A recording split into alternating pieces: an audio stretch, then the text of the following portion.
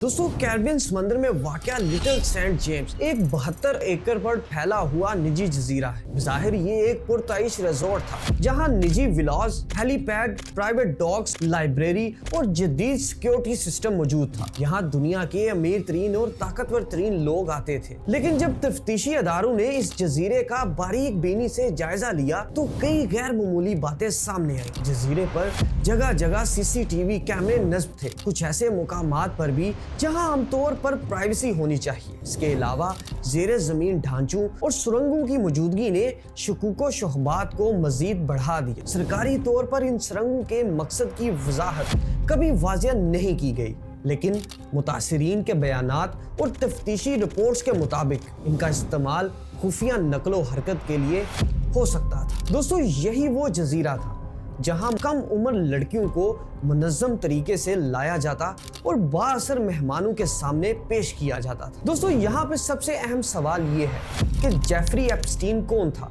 और इसके पास इतना पैसा कहां से आया। जेफरी एप्स्टीन किसी अमीर घराने में पैदा नहीं हुआ था।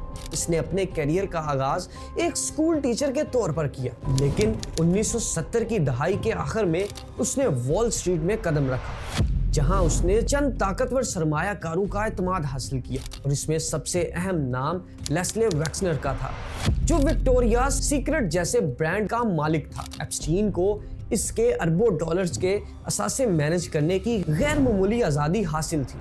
दोस्तों यही वो मरहला था जहां एप्स्टीन की दौलत गैर मामूली रफ्तार से बढ़ी। अहम बात ये कि एप्स्टीन का बिजनेस मॉडल कभी शफाफ नहीं रहा। इसकी दौलत के जराए हमेशा सवालिया निशान बने रहे, लेकिन उसके ताल्लुकात इतने ताकतवर थे कि कोई संजीदा जांच ना हो सकी। साबिक अमेरिकी सदर बिल क्लिंटन कई बार उसके निजी जहाज में सफर कर चुके थे।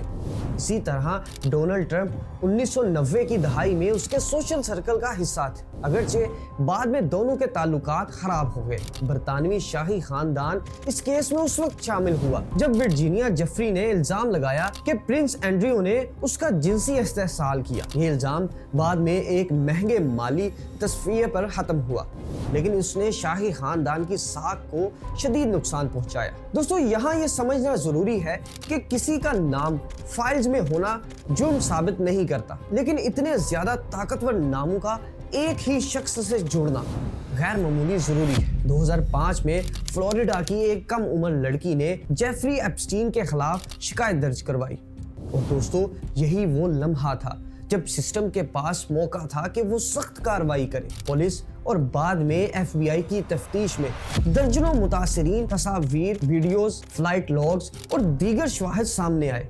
इन शवाहिद से ये वाज़ेह हो गया कि ये कोई वाहिद जुर्म नहीं बल्कि एक मुसलसल सिलसिला। दोस्तों तमाम शवाहिद के बावजूद 2008 में एक खुफिया कानूनी मुआहिदा किया गया जिसके तहत एप्स्टीन को इंतहाई हल्की सजा दी गई। उसे सिर्फ 18 माह कैद हुई और वो भी ऐसी सहूलतों के साथ जो आम कैदियों को हासिल नहीं होती। और ये डील आज भी अमेरिकी अदालती तारीख की सबसे मुतनाज़ा मिसालों में शुमार होती है। दोस्तों एप्स्टीन अकेला नहीं था।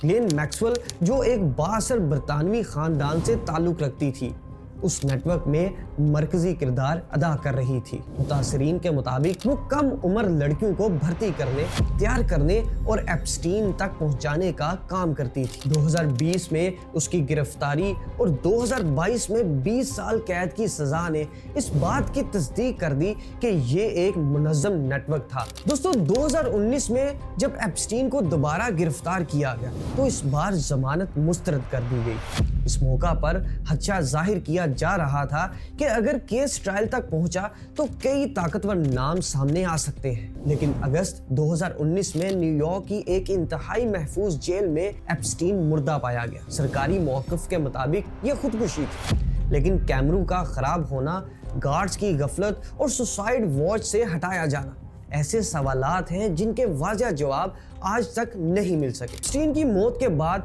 हजारों सफ़ात पर मुश्तमिल दस्तावेज़ात अवाम के सामने आई, जिन्हें मजमूई तौर पर एप्स्टीन फाइल्स कहा जाता है और इन फाइल्स में कई ताकतवर नाम शामिल हैं, लेकिन ज्यादातर मामलात में इल्जामात साबित नहीं हो सके। अब भी लाखों सफ़ात ऐसे हैं जो या तो सील हैं या जिन्हें मुतासिरीन की प्राइवेसी के नाम पर आम नहीं किया गया। सवाल ये है कि शफाफियत कहाँ तक होनी चाहिए और इंसाफ कहाँ से शुरू होता है। दोस्तों, जेफरी एप्स्टीन केस हमें ये समझाता है कि जब दौलत और असर रसूख इकट्ठे हो जाएं तो इंसाफ किसी कदर कमज़ोर हो सकता है, लेकिन ये भी हकीकत है कि मुतासिरीन की आवाज़ें चाहे देर से ही सही बिलाखिर सुनी जाती हैं। ये केस सिर्फ माजी की कहानी नहीं बल्कि मुस्तकबिल के लिए एक वार्निंग है कि अगर सिस्टम ने खुद को दुरुस्त ना किया तो ऐसे स्कैंडल बार बार सामने आते रहेंगे। सब्सक्राइब।